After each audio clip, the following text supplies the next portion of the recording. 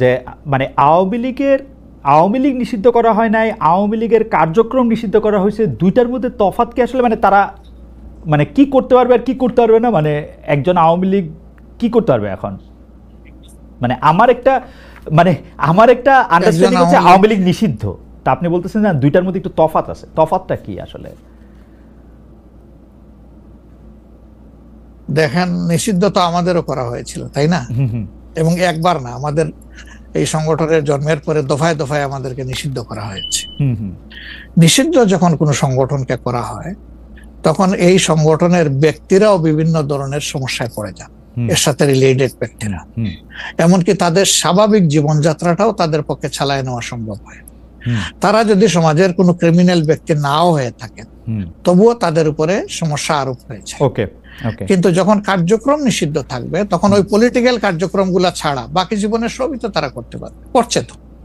আচ্ছা, তারা তো এই দেশ ছেড়ে সবাই তো আর চলে যাননি, সবাইকে জেলেও ঢুকানো হয়নি। এইটা একটু পরিষ্কার হয়েছে। জনাব যুদ্ধাপরাধের মামলায় জামাত নেতা এটিএম আজহারুল ইসলাম খালাস পাওয়ার পর আপনি একটি সংবাদ সম্মেলনে বলেছেন, জামায়াতে ইসলামী বা তার কোনো নেতাকর্মীর মাধ্যমে কেউ ক্ষতিগ্রস্ত হয়ে থাকলে তার কাছে নিঃশর্ত ক্ষমা চাই। এই ক্ষমা প্রার্থনায় কি ৭১ মুক্তিযুদ্ধের সময়টাও আছে কিনা সেটা সেদিন আপনি স্পষ্ট করেননি, আজকে এটা স্পষ্ট করবেন? মানে আপনি, অনেকেই প্রশ্ন করছেন যে জামায়াতের মাননীয় আমির ক্ষমা কিসের জন্য চাইলেন? মানে ৪৭-এর পর থেকে শুরু করে আজকে পর্যন্ত, শুধু ৭১ না, ৪৭-এর পর থেকে শুরু করে আজকে পর্যন্ত আমাদের দ্বারা যত মানুষ যত জায়গায় কষ্ট পেয়েছে, কেউ যদি ক্ষতিগ্রস্ত হয়ে থাকে, সেই মানুষগুলো, তাদের সকলের কাছে আমি বিনা শর্তে ক্ষমা চেয়েছি। কেন ক্ষমা চেয়েছি? আমরা মানুষ, ইন্ডিভিজুয়াল মানুষ যেমন ভুল করতে পারে, মানুষের সমষ্টি একটা দলেরও বিভিন্ন ভুল সিদ্ধান্ত থাকতে পারে। কোনটা ভুল কোনটা সঠিক ইতিহাস এটা নির্ধারণ করবে। আজকে যেটাকে ভুল বলা হচ্ছে, কালকে এটাই হয়তো সবচেয়ে বড় সঠিক হিসাবে প্রমাণিত হবে। আর ইতিহাসের পালাবদলে রাজনীতিতে সবাই জিতে না, কেউ জিতে কেউ হারে। আমরা আদর্শবাদী একটা দল, আমরা বিশ্বাস করি আমরা মানুষ, ভুলের ঊর্ধ্বে নই। আমাদের দ্বারা, আমাদের সহকর্মীদের দ্বারা মানুষ বিভিন্ন ক্ষেত্রে কষ্ট পেতে পারে, ক্ষতিগ্রস্ত হতে পারে। আমি সব কিছুর জন্য কোনো শর্ত আরোপ না করেই মাপ চেয়েছি। ওকে, মানে ৪৭ এবং মাপ চাওয়ার মধ্যে কোনো পরাজয় নাই, অবশ্যই নাই। ৪৭ থেকে আজ পর্যন্ত যে কোনো কিছুর জন্য মানুষ আপনাদের কাছ থেকে যদি কোনো ধরনের আঘাত পেয়ে থাকে, তার জন্য আপনি দুঃখ প্রকাশ করেছেন বা ক্ষমা চেয়েছেন। এর ভিতরে সব ঢুকে গেছে, কোনো কিছু বাদ নাই। ওকে, এভরিথিং ইনক্লুডেড। আচ্ছা, এবং এটা আনকন্ডিশনাল, মানে অ্যাপোলজি দিয়ে আনকন্ডিশনাল পার্ডন সিক করেছে। এইটা কি ডক্টর শফিকুর রহমান, আমি আসলে যেহেতু আপনার সঙ্গে আমার মানে নানা সময় কথা বলার সৌভাগ্য হয়েছে, মানে পর্দার বাইরে পর্দার ভিতরে, সেটা আমি জানি বলেই আমি আমার প্রশ্নটা করছি যে আপনি যে ৭১টাকে এই ৪৭ থেকে আজ পর্যন্ত একসাথে বললেন, এর কি কোনো বিশেষ কারণ আছে নাকি? মানে না, কোনো বিশেষ কারণ নাই। আমার মানবিক মূল্যবোধের জায়গা এবং আমার দায়িত্বের জায়গা থেকে আমি বলেছি, অনুভূতির জায়গা থেকে, দায়িত্ব এবং অনুভূতির জায়গা, বিশেষ কোনো কারণ। আচ্ছা, আমি আবার ২-৩ দিনের ঘটনা একটু আসি। আমরা দুইটা ঘটনা আমরা দেখেছি যে আমাদের অনেককে ব্যথিত করেছে। একটা হচ্ছে লালমনিরহাটে একজন যিনি নরসুন্দর, তিনি এবং তার ছেলেকে খুব আয়োজন করে মারধর করা হচ্ছে এবং তাদেরকে টেনে নিয়ে পুলিশের কাছে নিয়ে যাওয়া হয়েছে। এবং আরেকজন যিনি ২০১৮ সালের ডিসেম্বরের রাতের ভোট বলে খ্যাত নির্বাচনের যে প্রধান নির্বাচন কমিশনার, তাকে আসলে খুবই অপমানজনকভাবে মানে থানায় নিয়ে যাওয়া হয়েছে এবং সেটা আবার ভিডিও করা হয়েছে।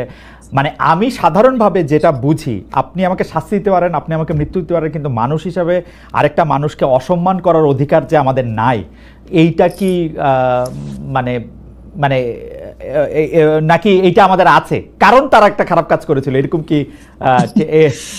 মানে আমি জানি না, মানে অনেকে তার আরেকজন, জি আপনি বলেন, আরেকজন খারাপ কাজ করেছেন বলে আমিও করব, এটা কোনো যুক্তি? আমি আরেকজনের খারাপে কষ্ট পেলাম, ক্ষতিগ্রস্ত হলাম, এখন আমি সেম অথবা ওয়ার্স দেন দিস আরো খারাপ কিছু করলাম তার সাথে, সেটা কি কোনো মানবিক আচরণ বলে গণ্য হবে? নিশ্চয়ই না। তবে দেখেন, আমরা এটাকে কখনো সমর্থন করি না। কিন্তু পরিবেশ, প্রেক্ষাপট, স্থান, কাল, পাত্র, মানুষ কোনো জিনিসকে যখন লাইক করে না তখন প্রকাশ্যে হয় তার প্রতিবাদ করে, না হয় মনে মনে ঘৃণা করে, অথবা সে শক্তি থাকলে প্রতিরোধ করে। এই 3টা স্টেজ থাকে, এটা হাদিসের ভাষা অনুযায়ী। তো এই অবস্থায় আমরা হয়তো ভিজিবল সেই রকম প্রটেস্ট অনেক ক্ষেত্রেই করতে পারি না, কিন্তু আমরা এগুলাকে মনের দিক থেকে সাপোর্ট তো করি না, আমরা বরঞ্চ মনে করি যে এগুলা আরেকটা অপরাধ। ডেফিনেটলি সিইসি যিনি ছিলেন তিনি তো একজন মানুষ, তিনি এই রাষ্ট্রের একজন সিভিল সার্ভেন্টও ছিলেন এবং উঁচু পর্যায়ে তিনি দায়িত্ব পালন করে তিনি রিটায়ার করেছেন।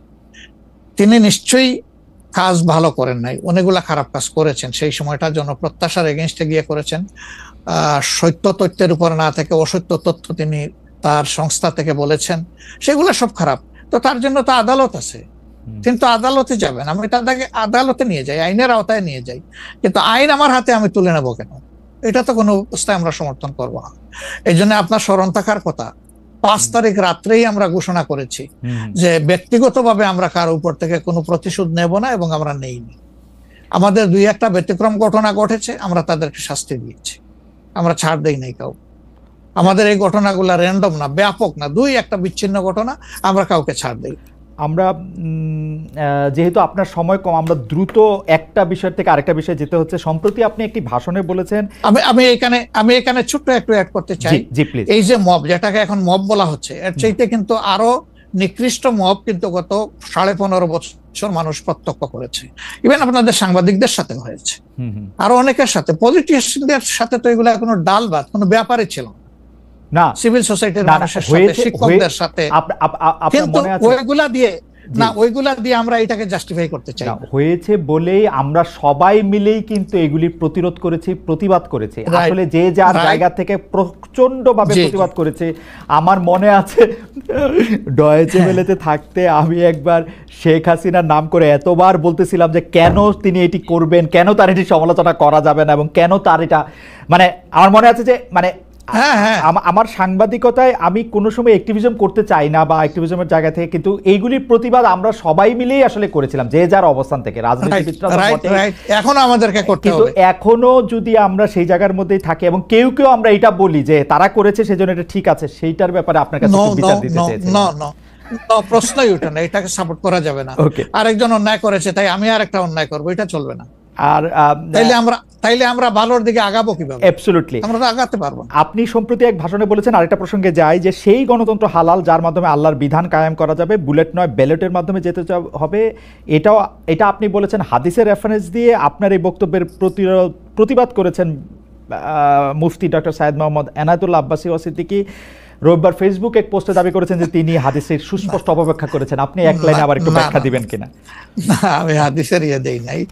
আমি বলেছি যে ডেমোক্রেটিক যে প্রসেসটা, এটা রাসূল করিম সাল্লাল্লাহু আলাইহি সাল্লামের পরে যারা রাষ্ট্র পরিচালনা করেছেন, খোলাফায়ে রাশিদিন, তাদের সময় ছিল, এবং এটা বাস্তবতা আমরা সবাই জানি। হযরতে ওমর খুতবা দিতে দাঁড়াইছেন, সাধারণ মুসল্লি বলছে আমি আপনার খুতবা শুনবো না। কেন শুনবেন না? ওই যে আমরা কুশাগার থেকে কাপড় পাইলাম, আমার কাপড়ে লম্বা জামা হইলো না, আপনারটাই লম্বা জামা হইলো কেমনে? এই তো সেম কাপড় দেখতেছি। তখন তিনি তার ছেলে আব্দুল্লাহ ইবনে ওমরকে বলেছিলেন, বাবা তুমি এবার জবাব দাও।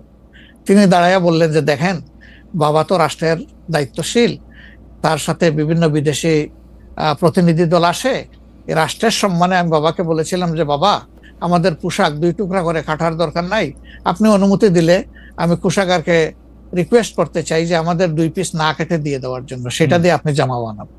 তো আমার বাবা এবং আমার 2 পিস মিলে উনার 1 পিস হয়েছে, এবং তাই উনার জামা লম্বা। তো লোকটা বসে আল্লাহ শুকরিয়া আদায় করে বললেন যে খলিফাতুল মুসলিমিন, এবার আপনি আপনার খুতবা দেন, আমি শুনবো, মন ভরে শুনবো। তো এই দেখেন, এটাই তো বিউটি অফ ডেমোক্রেসি। ওই যে আপনি ফ্রিডম অফ এক্সপ্রেশন বললেন, এর চাইতে ভালো ফ্রিডম অফ এক্সপ্রেশন কোথায় পাবেন আপনি? আমি বলেছি যে না, গণতন্ত্র হচ্ছে এটা কোনো ইজম না, এটা আপনি নিজেও জানেন। গণতন্ত্র কোনো মতবাদ না, it's a way to establish your ism. আপনি যেটা চয়েস করেন, এটা ক্যাপিটালিজম হইতে পারে, সোশ্যালিজম হইতে পারে, কমিউনিজম হইতে পারে, এরকম যেটাই হোক সেটা আপনি করবেন। কিন্তু এটা একটা ওয়ে, এই বাহনের উপরে আপনি চড়ে যাবেন। সেটা যদি আল্লাহর দিন কায়েমের উদ্দেশ্যে হয় তাহলে অবশ্যই এটা মুসলমানদের জন্য হারাম হওয়ার কথা না। এখন আমার কথার সাথে তো ডিফার করতেই পারেন, উনি একজন লার্নেড মানুষ, আমি তাকে রেসপেক্ট করি এবং কারো ডিফারেন্সটাকেও আমি রেসপেক্ট করি, কারণ এটা না হলে তো আপনার ফ্রিডম অফ এক্সপ্রেশন থাকবে না এবং মাল্টিকালচারাল সোসাইটিও বিল্ড আপ করা সম্ভব হবে না। আচ্ছা, অ্যাবসলিউটলি ফাইন। আচ্ছা, আপনি শুক্রবার একটা দলীয় কর্মসূচিতে বলছেন যে দিন কায়েমের চেষ্টা বা প্রচেষ্টা ঐচ্ছিক নয়, মুমিনের উপর ফরজ। আরবার আপনাদের দীর্ঘদিনের একটা স্লোগান হচ্ছে এরকম, আল্লাহর আইন চাই।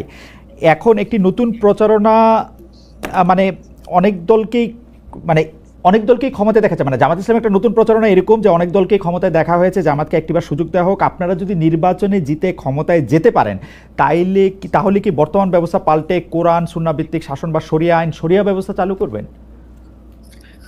আসলে দেখেন, কোরআন সুন্নাহ ভিত্তিক মানে অনুশাসন যেটা, এটার ব্যাপারে সমাজের পারসেপশনের ভিন্নতা আছে। আমাদের বাংলাদেশের যে সংবিধান আছে, এই সংবিধানের অনেকগুলা আর্টিকেল, অনেকগুলা ধারা উপধারা কোরআনের সেন্সের সাথে পুরোপুরি মিলে যায়, এটার সাথে কোনো ডিফারেন্স নাই। আবার কিছু কিছু ধারা আছে সেখানে কনফ্লিক্ট, কন্ট্রাডিকশন আছে। ওরকম